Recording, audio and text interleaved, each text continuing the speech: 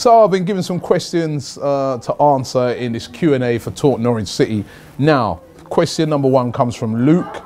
He says, do you think Arsenal will get in the top four, or will Man United leapfrog you after the Man City versus Arsenal match? I do think that Arsenal will get into the top four. I actually think we'll get top three. The reason being is we've got not a bad run-in. Norwich, on paper, we should win that. Manchester City away, of course, is a difficult game, but they're going to be coming straight off the back of playing the Champions League against Real Madrid, which is going to go two ways. Either they'll go out to Real Madrid and they'll be on a real downer, or they'll go through and maybe they might be on a high. You don't know what's going to happen, but certainly they'll be a bit tired, so that gives us a bit of an advantage. And the last game against Aston Villa, I think Arsenal will get into the top three, top four places. Evan Harding says, will the unrest at Arsenal realistically help Norwich in any way possible, or will they just get slaughtered? Again, this is something that could go two ways. Listen, there is going to be protests at the ground on Saturday. How big the protests are going to be, I don't know, but I know that two of the groups that are organising the protests are two very big and very vocal fan groups.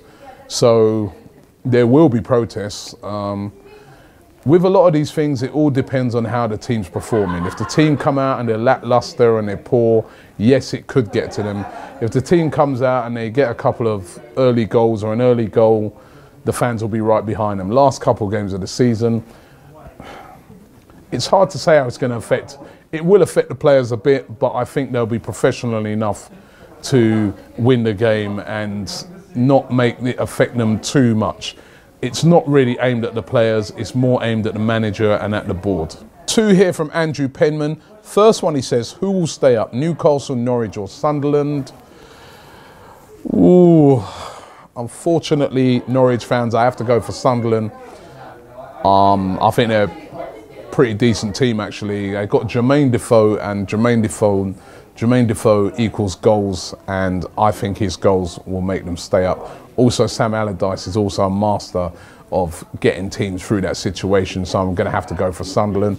And his final question, what is the best away stadium? Ooh. Depends what you mean.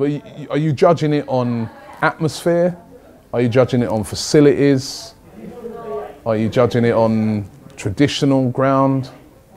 It's really a hard one. Best away stadium. I mean, my favourite game to go to away is Tottenham away, just because of the deep rivalry and atmosphere and everything. But their ground is not the best away ground. I really enjoyed going to Leicester this year because they got a really nice ground and a really nice atmosphere. Wow, it is hard. Sunderland have got a great ground, but I don't like the way they put you so high up. If it weren't for that. And the Etihad's a nice stadium. I'm going to go, seeing as we've all got a Leicester loving, let's go for Leicester. Lovely ground, great atmosphere from their fans.